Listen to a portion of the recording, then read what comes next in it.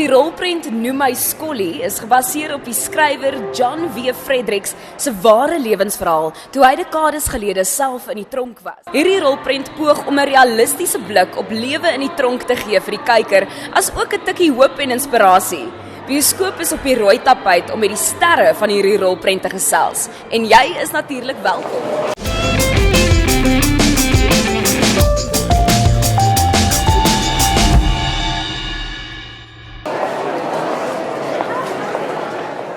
Jy moet besig, ons ken jou as kletsruimer van formaat, maar nog nie as akteur so seer nie. En hierdie is 'n groot geleentheid vir jou om jou staat te wys in 'n ander veld in die vermaaklikheidsbedryf. So, hoe het dit gebeur en hoe het jy dit ervaar? Wel, ek was gevra. Dis actually 'n paar keer wat ek nou gevra is vir 'n rol, en die eerste keer het ek ook 'n rol gekry, maar toe kon ek nie die tyd afkryp om 'n rol te kry vir 'n ander fliekkie. So teater is maar 'n agtergrond van my en 'n passie van my, en ek is mal oor flieks oor die algemeen. Ek is 'n kunstenaar in die volle sin van die woord. So ek waardeer kuns, jy weet, in sy geheel. Maar vir my, ek ken ook vir meneer Fredericks. So toe hulle vir my vra, wil ek die rol doen, toe sê ek onmiddellik ja, omdat dit is 'n ou wat in sy visuele kuns alreeds hip-hop, van die eerste ouens wat hip-hop dokumentêre gedoen het oor ouens wat ons heroes was op strate, so was vir my lekker om te doen. Van jou karakter in hierdie rolprent, was dit baie uitdagend? Ja, dit was. Ek dink Jenny is soos 'n engelfiguur. Sy's net in hierdie omgewing waar daar soveel geweld is sy verloor haarself in fantasie en aan boeke lees en so, en sy's dol verlief op Abraham.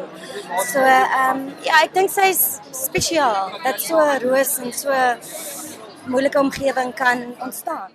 My karakter is 'n vrou wat 'n baie swaar lewe gehad het. Ek dink nie sy het veel van 'n keuse gehad in haar lewe nie. Maar haar eerste prioriteite was haar familie. Was haar kinders en haar familie gewees. En sy enigiets gedoen het verder. Ek het die eerste keer het my agent vir my gebel om te sê daar's 'n casting vir Noem My Skollie. Hulle wil 'n blyspel maak. En ek was soos ek kan nie sing nie. So ek gaan dit 'n paas gee. Ek het ook gegaan vir die oorspronklike audisie nie, maar toe het goeie vriend wat ek ken vanaf skool. Ek is drama gedoen op skool, Herman van der Westhuizen. En hy het vir my toe gebel gesê, ja, maar jy moet gaan, al kan jy nie gaan. 3-4 maande daarna kry ek 'n callback, en ons het weer callbacks gehad. Dit was 'n hele proses van hulle moes dit fine-tune en hulle moes die regte mense kry. En ek was soos, wow, I'm very excited, en wat ek die rol actually kry was soos, wow, I want to do this. Nee, ek dink op levels was dit baie uitdagend geweest. Baie different van Abraham, jy weet, saam met Jans Rosenbach. I mean, hier's 'n Kaapse vlakte story. Do you know what I mean? So it was baie close to my heart because ek het groot geraak in die Kaap. Ja. Terselfdertyd was daar ook uitdagings in die sin dat ek nie aan die nommer gevat het nie. As 'n laaitie wat opgegroot, jy weet wat, almal sê ek opgegroot geraak het. Ja, ek het nog net gesê, ek het dit. Nee, maar ek dink daar was uitdagings geweest vir my. So vir my was it was uplifting, want it was baie informative, maar vir my, ek voel die tipe kan stories wat moet vertel word, jy weet. Hierdie is jou storie, dis jou persoonlike storie. Hoe voel jy om vanaand hier te staan om te weet dat ons gaan dit kyk, die mense, die publiek gaan dit kyk? Dit moet groot voel.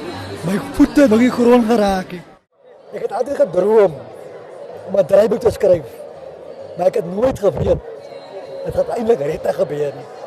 Want dit was baie twyfel geweest, omdat dit week is waar ek vandaan kom. Die mense glo nie, hulle lag. Sy is op skoolie. Sy het in 'n blindebehoort. Sy is 'n oud gevangene. Hoe kan sy 'n draaiboek skryf? Maar ek was determined. Die storie het gesprook vir my vir baie jare. En ek wou die storie vertel. Karen, toe jy John se teks gelees het, wat het jou laat besef dat hierdie is 'n storie wat groot skerm toe moet gaan?